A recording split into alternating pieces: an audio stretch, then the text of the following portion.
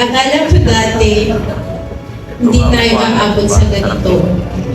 Pero iba talaga pag si Lord ang kumilos sa buhay natin. Ibibigay niya kung sino ang para sa iyo. Mahal ko, nagsimula tayo sa tawagang bali. Na ngayon, ang bali ko lang noon, magiging asawa ko na. Asawa, Roderick Bagwis. Salamat. Dahil si Kay akabat ko. Si Kay Eternal Lord. Para mas lumapit ako sa Kanya. Mas makilala ko siya. At Nay, salamat din si kayo. Kasi ako balik yung maayos si Rod. Dahil kung si Kato, ang palingnintod siya.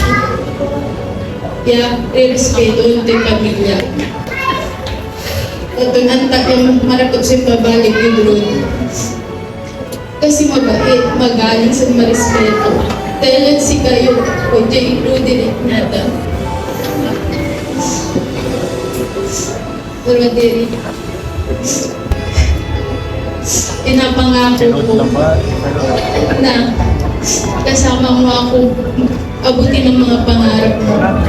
At pinapangako ko din, pinaalagaan kita at susuportahan sa lahat ng gusto mo. At lagi mong tatandaan na kahit anong mangyari sa atin, hindi kita iiwan, ikaw at ikaw pa rin ang pipiliin ko.